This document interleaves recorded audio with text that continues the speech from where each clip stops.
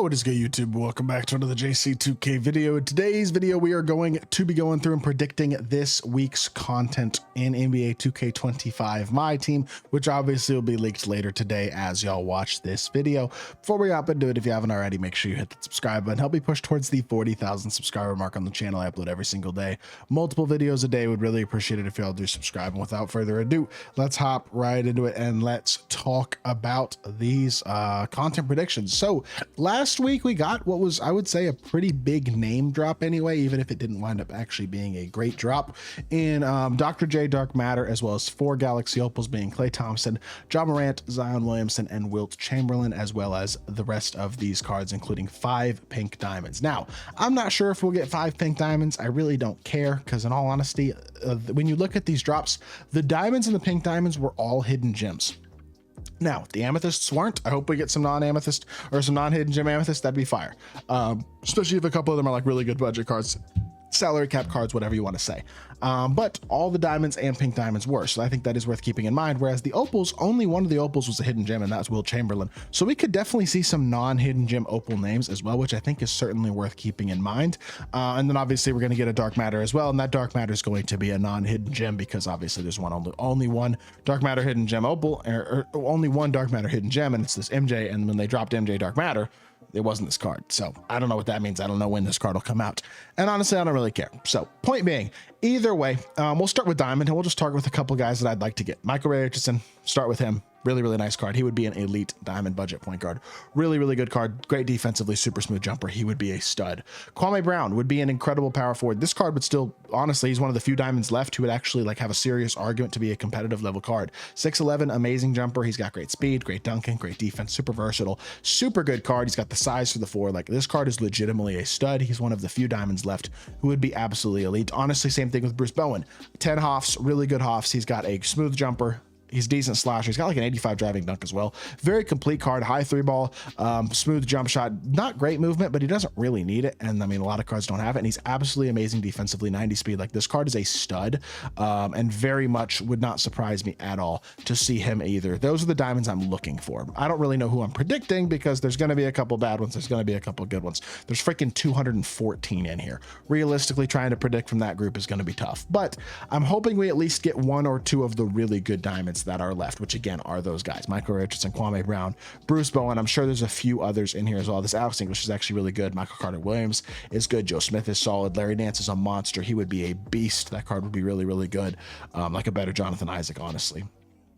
And honestly, you look at the rest of these names, like, I'm sure some of them are really good, but for the most part, most of these cards aren't super desirable or super good at this point. So realistically, those names that I mentioned are kind of the main diamonds that I'd like to see at this point. Luol Deng's good. He'd be cool. Tyson Chandler's good. He'd be cool. A couple of names in there that are decent left, but for the most part, it's mainly those first few guys I named. Now, pink diamonds. Let's say we get 4 or 5 of these pink diamonds. Again, the honest truth is last week's pink diamonds were not that good. The best ones were Peja and Millsap, and even then, not that elite. But there's one pink diamond in particular who we have not gotten yet, who I would love to get, and that is Terry Dischinger. 6'7" small forward, 99 offense, 96 defense, and elite level jumper. He's got really good 3-ball in general. I mean, his jumper's phenomenal. He's an elite slasher with a 95 driving dunk.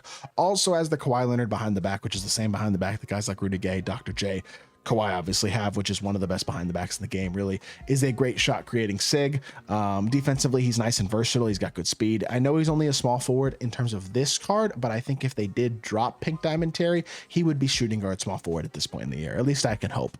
And I would love a shooting guard small forward pink diamond Terry. That'd be an elite card who can compete at the highest level at the shooting guard position. Would be right there, really top 3, I think, after Dr. J and Bernard King. Terry Dischinger would slot into that number 3 slot, and honestly might even have an argument for top 2. Like, he is that good. He would be amazing.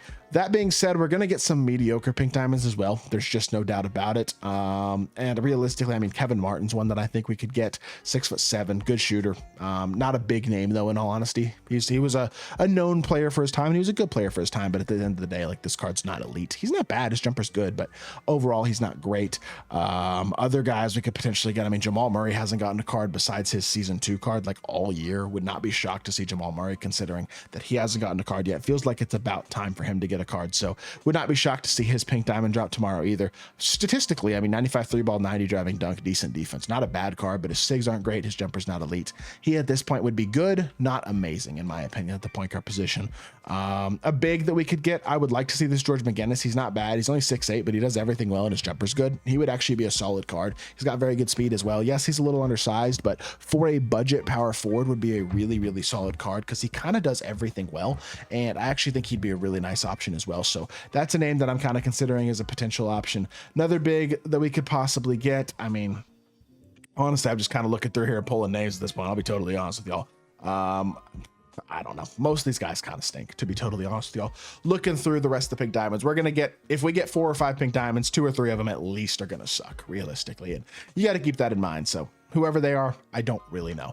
Now, Galaxy Opal Hidden Gems. I have one specific prediction for a card that I do think we will get tomorrow. The other 3, I don't really know when it comes to Galaxy Opals, but that one who I am predicting, who I do think we're going to get, is Galaxy Opal Kevin Durant. 2K knows that people love KD. He has not gotten a card since the beginning of season 2 in the Poetry of Motion set, and people love KD. This KD is much better than his pink diamond, has a obviously incredibly high 3 ball, but a 95 driving dunk as well. Super solid defender, much better defensive card all the way around than his pink diamond was, much faster. I mean, this card would be elite and he would be a pack seller. And I think that's the thing about this card that would make, I think, a drop very, very interesting. Hoff Posterizer, Deadeye, Limitless Range, Handles for Days, Layup Mixmaster, Set Shot Specialist, Shifty Shooter, Lightning Launch, On-Ball Menace, and a bunch of very good gold badges as well. I mean, you're looking at a card who would have 27 base badges plus 6. He's going to have, what, 33 total badges, and honestly, I mean, he's gonna not have what, Hook Specialist, Post Fade Phenom, maybe Box Out Beast, Paint Prodigy, Post Powerhouse, Mini Marksman. Like, those are the badges he's not gonna have. I'll live. He's gonna be incredibly complete, incredibly good. That card makes sense to me. Now, will the other 3 opals or 2 opals or however many of the opals they drop tomorrow, will they be hidden gems or not, is a real question that I do not know the answer to. I think you could pick from a lot of different guys because obviously there's a lot of opals in here that would make sense. I mean, Andre Kirilenko is really good. Dave Cowens is solid. George Mikan, super duper solid card in his own right. Nate Thurmond, if he could play power forward, would be good. Both him and Mikan, if they become power forward eligible, would be legitimately viable cards. Dan Issel's great. I would love to see him drop. I feel like he's more of a Tuesday drop name though, in all honesty.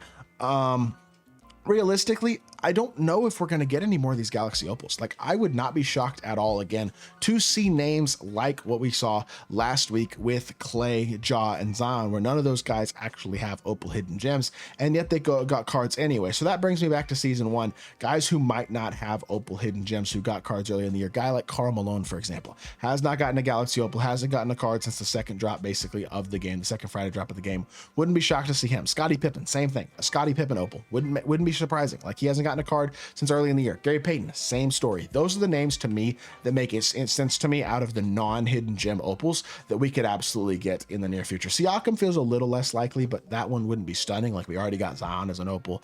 We just got D-Wade. We got Giannis. Paul George could get an opal as well, theoretically. Although I will say the dark matter, because we're going to get one. My prediction for a dark matter is Devin Booker. The reason that I predict D-Book, last week we got Dr. J, so it is clear that 2K knows what they're doing. They're going to give us names that we want, even if the cards themselves don't really have the 6.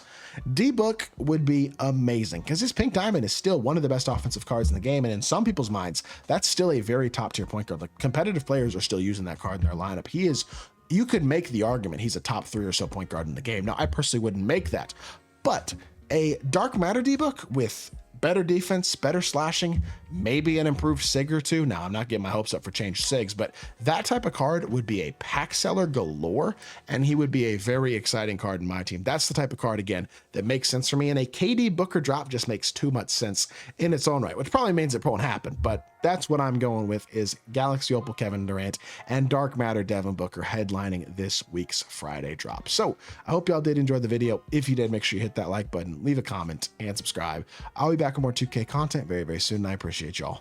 Peace.